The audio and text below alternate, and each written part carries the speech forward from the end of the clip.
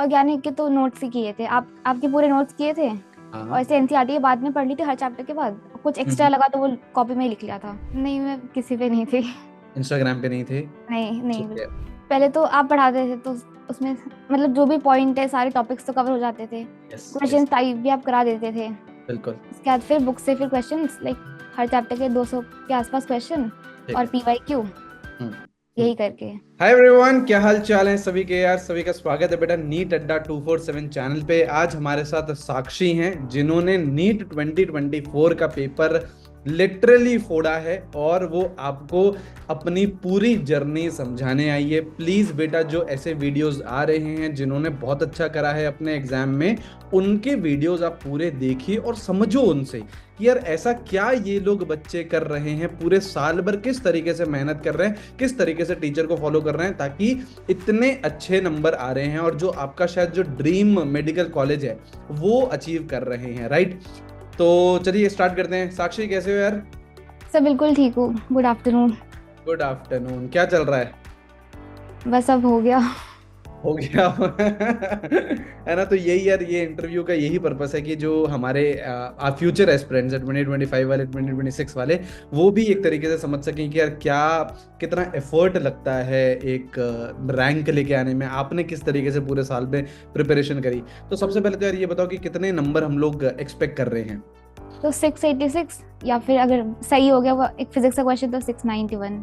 686 से 691 हम मतलब एक्सपेक्ट कर रहे हैं। और उसमें अगर हम इंडिविजुअली सब्जेक्ट की बात करें तो सो बॉटनी फुल, zoology फुल, क्या बात है और केमिस्ट्री में 175 अरे अच्छा। और हाँ। फिजिक्स में 151। अच्छा, तो यार केमिस्ट्री में कहाँ रह गया? एक क्वेश्चन कहाँ रह गया? तो गलती से सेक्शन बी में गलत हो गया एक। सेक्शन बी में कौन सा वाला गलत हुआ था? एक वो था, COH बन रहा था, KMNO4 डाला था। अच्छा एक्चुअली अच्छा। मैंने गलती से दूसरे रिएक्शन में, मुझे पता नहीं कैसे गलत याद आ गई। अच्छा अच्छा, नहीं कोई नहीं, कोई नहीं यार। 175 शानदार मार्क्स है और बायो में तो आपने यस 100% है, 360 में से 360। यस। बहुत सही। और केमिस्ट्री में भी 175 मार्क्स है, तो सबसे पहले तो बहुत बहुत बधाई हो यार। आप 686 से 691 एक्सपेक्ट कर रहे हैं, है ना? तो यार आप किस तरीके से आपने पढ़ाई करी पूरे साल? अगर मैं बात करूं तो सबसे पहले शेड्यूल की बात करते हैं, है ना? आपका क्या शेड्यूल रहता था? सुबह सुबह तो मतलब ज्यादा ऐसा भी नहीं था कि बहुत जल्दी उठती थी। मैं सुबह 5:30-6 उठती थी। ठीक है। उसके बाद फिर सुबह बायो पढ़ती थी सबसे पहले, क्योंकि वो ठीक। याद करने वाली होती थी। ठीक है, उसके सबसे बाद फेवरेट फिर सब्जेक्ट भी मेरे को लग रहा है आपका बायो ही होगा। नहीं, केमिस्ट्री था।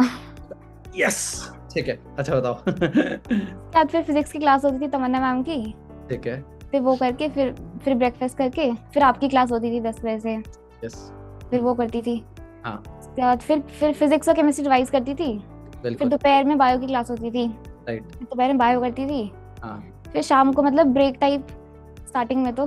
ठीक है। उसके बाद फिर रात को तो पूरा डेडिकेट कर रखा था कि सिर्फ फिजिक्स के DPP करने हैं, क्वेश्चंस करने हैं। अच्छा, इस तरीके से यस प्रिपरेशन करते थे। अच्छा, तो मतलब आपने सेल्फ स्टडी पे भी अच्छा खासा ध्यान दिया और यस क्वेश्चन सब। प्रैक्टिस आपने अच्छी खासी करी है। राइट? हाँ है ना? क्योंकि बच्चे क्या करते हैं ना, जनरली देखिए, जैसे हम लोग हमेशा ऐसे ही बोलते हैं कि जो थ्योरी पार्ट होता है वो कहीं ना कहीं पे आप लोगों को पसंद आता है, लेकिन अल्टीमेटली आपको क्वेश्चन सॉल्व करने हैं नीट के एग्जामिनेशन में, और बच्चा क्वेश्चन सॉल्व करने से डरता है, उससे भागता है। तो क्वेश्चन आप लोगों को अल्टीमेटली नीट एस्पिरेंट को बहुत ज्यादा सॉल्व करने चाहिए, है ना? अब हाँ। अगर मैं केमिस्ट्री की बात करूं तो आपके 175 नंबर आ रहे हैं, है ना? एक हमने गलती से शायद इनऑर्गेनिक केमिस्ट्री का गलत हो गया, ऑर्गेनिक का। ऑर्गेनिक का गलत हो गया। अच्छा ठीक है। चलो, तो फिजिकल केमिस्ट्री की कैसे प्रिपरेशन करी आपने? पहले तो आप पढ़ाते थे तो उसमें मतलब जो भी पॉइंट है सारे टॉपिक्स तो कवर हो जाते थे। Yes question yes. टाइप भी आप करा देते थे। बिल्कुल। उसके बाद फिर बुक से फिर क्वेश्चंस लाइक हर चैप्टर के 200 के आसपास क्वेश्चन ठीक और है। पीवाईक्यू, हम्म।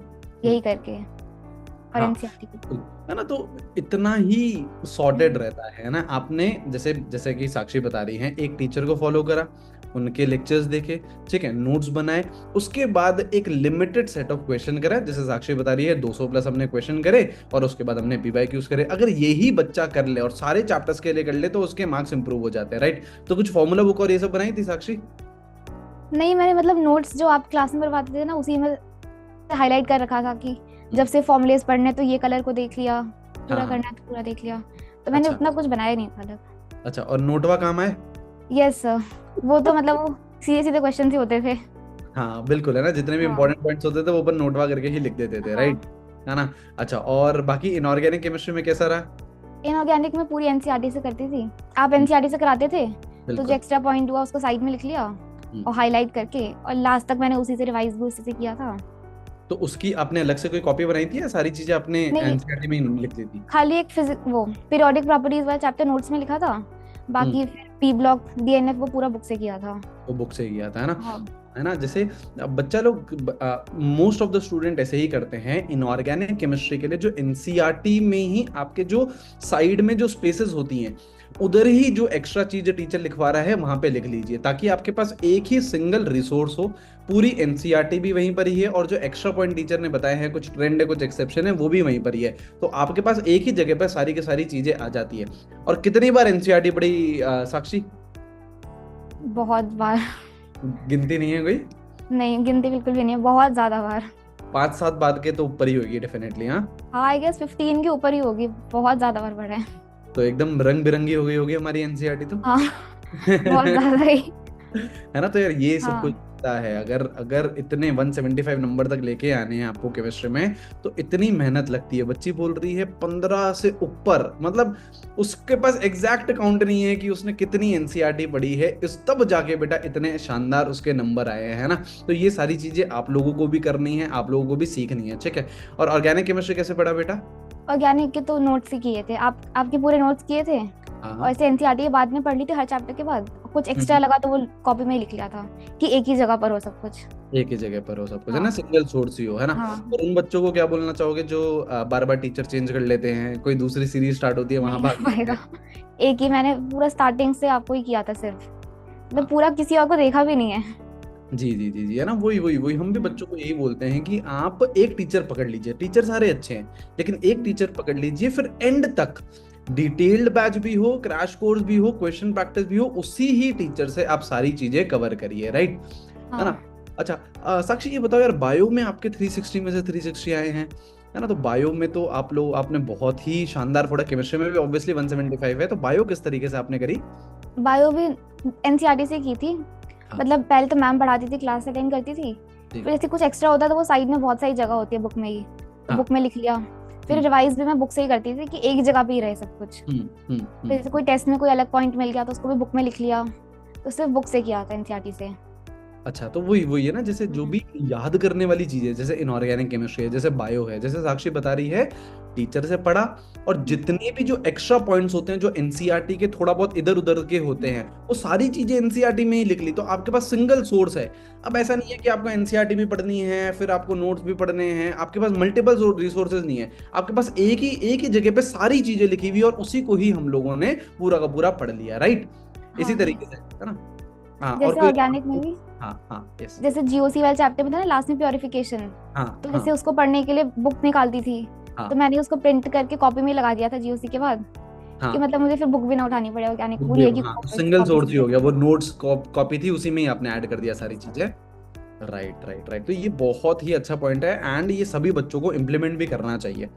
तो साक्षी, अब प्रिपरेशन हम कर रहे हैं, लंबी प्रिपरेशन होती है, जर्नी 1 साल 2 साल की होती है, डिस्ट्रैक्शंस आते हैं, सोशल मीडिया पे भी डिस्ट्रैक्शन आते हैं। थे कौन से सोशल मीडिया प्लेटफॉर्म पे थे? नहीं, मैं किसी पे नहीं थी। इंस्टाग्राम पे नहीं थे? नहीं नहीं, ठीक है, और व्हाट्सएप और ये हाँ सब? व्हाट्सएप व्हाट्सएप पे थी। व्हाट्सएप चलाते थे, और यूट्यूब तो रहता ही हाँ। है। इंस्टाग्राम पे हम बिल्कुल भी नहीं थे, है ना। हाँ। तो कोई और डिस्ट्रैक्शन कभी आए, मतलब दोस्त का डिस्ट्रैक्शन भी कभी कभी हो जाता है, ऐसा कुछ नहीं? नहीं, मेरे फ्रेंड्स उतने थे, मतलब उतनी ज़्यादा बातें नहीं करती थी मैं सबसे, हाँ हाँ। तो तो मतलब हम इसलिए। हम एकदम फोकस थे कि यार यही चीज करनी है, और यही हमको पढ़ाई पे ही 100% फोकस करना है ना। तो हाँ। कई कुछ कुछ ऐसी एक्टिविटी करते थे, जिससे कई बार क्या होता है, बहुत ज्यादा स्ट्रेस आ जाता है, बहुत ज्यादा एंजाइटी आ जाती है।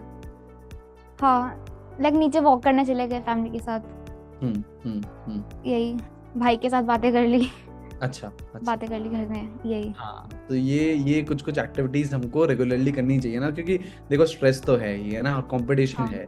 तो जब एंजाइटी हाई हो जाती है, तो कहीं ना कहीं पे हमारी फैमिली है, कहीं पे आसपास कोई गार्डन है, तो वहां पे हमने वॉक कर लिया, राइट, है ना। अच्छा साक्षी, थोड़ा सा मॉक टेस्ट के बारे में हम बात करते हैं, है ना। कितने मॉक टेस्ट लगाए? 100 के भी बहुत ऊपर। 100 के स्टार्टिंग, ऊपर? हाँ स्टार्टिंग से ही मैं लगाती थी। अच्छा, तो स्टार्टिंग में कैसे, पहले पार्ट सिलेबस करते थे, कैसे क्या रहता हाँ, था? लाइक जब प्रिपरेशन स्टार्ट की थी तब तो पार्ट सिलेबस ही करती थी, ठीक है। जैसे कि पहले कुछ एक एक दो दो चैप्टर वाले, ठीक फिर है। 3 4 हो गए तो फिर 3 4 के साथ में, ठीक फिर है। से हाफ 11th, फिर फुल 11th, यस फिर यस। कर करके आगे बढ़ी थी पार्ट पार्ट में। फिर फुल लेंथ पे आ गए थे ऐसा? Yes sir. कब यस से सर। स्टार्ट कर दिए थे फुल लेंथ आपने? फुल लेंथ फेब के स्टार्ट में, जब पार्थ लॉन्च हुआ था ना, हाँ हाँ हाँ पार्थ हाँ। लिया था, उसी से स्टार्ट किया था। अच्छा, तो आपका सिलेबस कब तक कंप्लीट हो गया था? दिसंबर एंड में आपने कराया था। दिसंबर, अच्छा दिसंबर एंड में यस। ही हमारे साथ ही आपने, कोई हाँ, बैकलॉग के साथ कोई इशू नहीं था, नहीं दिसंबर कोई एंड में चैप्टर नहीं छूटा था। है ना? हाँ, तो ये ही, अब हम ये भी बच्चों को बोलते बोलते थक जाते हैं कि भैया सबसे पहली प्रायोरिटी आपकी सिलेबस कंप्लीशन होना चाहिए। अब पिछले साल अपन लोगों ने, जो हमारा शौर्य बाउंस बैक बैच था, उसमें हमने 31 दिसंबर तक पूरा का पूरा सिलेबस कंप्लीट कर लिया था, राइट? है ना? उसके बाद हमने रिविजन करे, फिर आप बता रहे हो कि आपने फेब से तो फुल लेंथ मॉक टेस्ट भी स्टार्ट कर दिया, राइट? तो फेब, मार्च, अप्रैल, अपने तीनों महीने फुल लेंथ मॉक टेस्ट दिए। Yes sir. फेब के एंड, लाइक मार्च की स्टार्टिंग से एक भी मार्च, सिंगल डे भी नहीं था जिसमें मैंने टेस्ट ना दिया हो।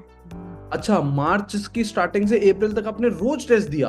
Yes sir. 5th को वाह। पेपर था तो मैंने 3rd तक, 3rd को रात में आखिरी पेपर दिया था। उसके वाह। पहले एक भी दिन नहीं था जब मैंने पेपर छोड़ा हो। कई क्या कई बार बात। 2 भी पेपर दिए थे एक दिन में। अच्छा, और जैसे फिर उसकी डेली एग्जाम एनालिसिस में कैसे भी। करते थे बेटा? एनालिसिस कैसे करते थे? पहले देखती थी कौन कौन से गलत हुए हैं, फिर चेक यस। करती थी कि एक बार दोबारा करके देखूंगी कहीं दोबारा सही हो जाए। फिर अगर लगता था कि क्या पता नोट से हो जाए तो एक बार उसको देख ले टॉपिक को, फिर नहीं आए तो फिर सोल्यूशन देखा।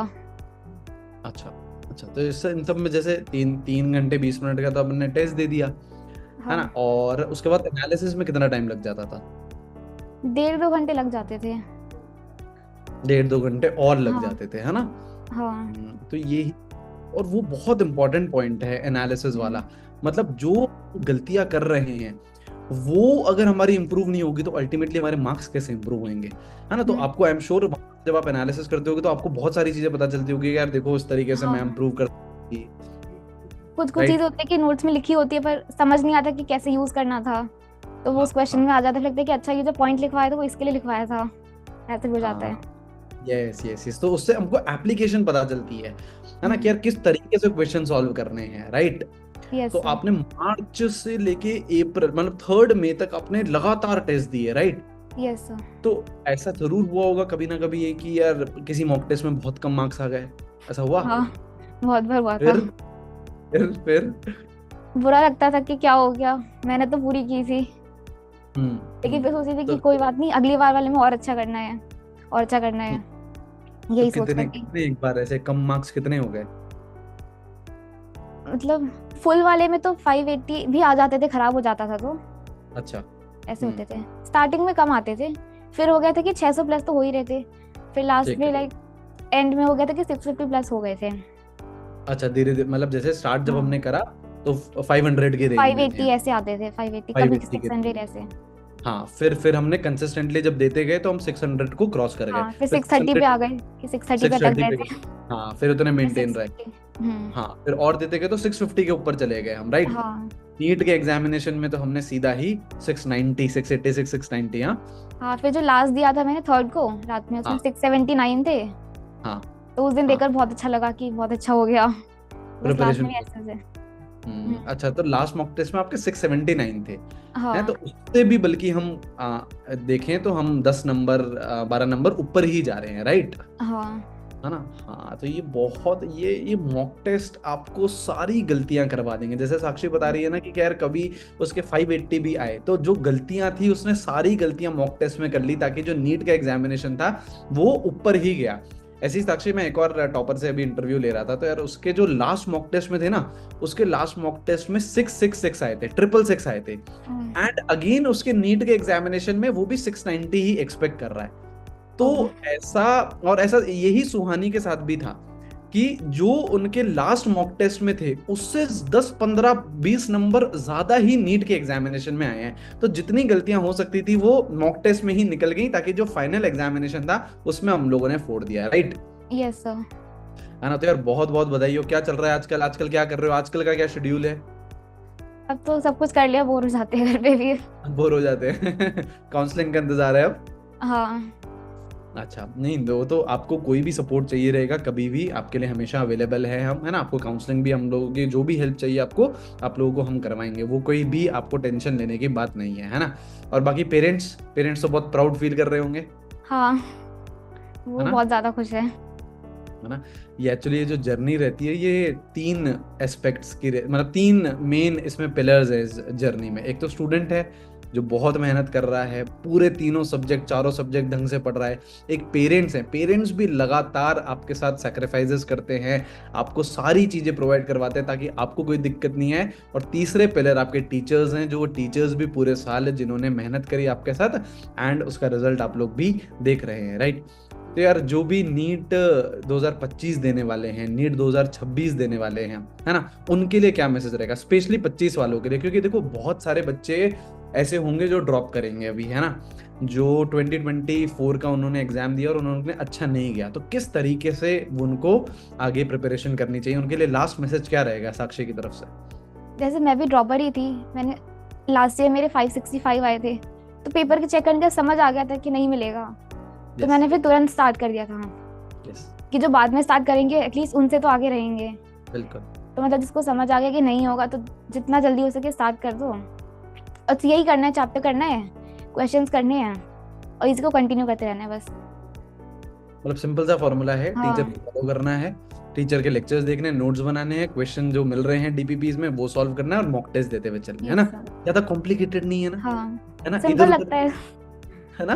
बस एक करना है, ये पूरे साल भर और हर चैप्टर के लिए करना है और हर सब्जेक्ट के लिए करना है, राइट। यही डिफिकल्ट पार्ट है ना। बाकी तो आपके टीचर्स आपके साथ ही हैं, है ना, आपके पेरेंट्स आपके साथ ही हैं, कोई भी दिक्कत है, कोई टेंशन की बात नहीं है ना, कोई लोड नहीं। आप हमेशा हमारे को कभी भी रीच आउट कर सकते हो, कोई भी आगे हेल्प चाहिए, मेडिकल कॉलेज में भी चाहिए, काउंसलिंग में भी चाहिए, entire team is with you, और कोई परेशानी की बात आपको नहीं आएगी, ठीक है। Yes sir, thank you sir. है ना, तो अब मजे मारो यार, चिल करो, के लिए चलेंगे फिर, है ना, और रिजल्ट आएगा उसमें अपन साथ में पार्टी वार्टी करेंगे, भंगड़ा भंगड़ा पाएंगे, हाँ। है ना, ठीक है। थैंक यू यार, थैंक यू फॉर ज्वाइनिंग, बहुत मजा आया आपसे बात करके। आई होप जो व्यूअर्स देख रहे हैं वो भी बहुत सारी चीजें आपकी जर्नी से सीखेंगे एंड इम्प्लीमेंट करेंगे। सो थैंक यू साक्षी, फिर जल्दी ही मुलाकात होगी। Yes sir, thank you so much. Thank you, thank you, thank you, take care, bye bye, bye bye, bye bye.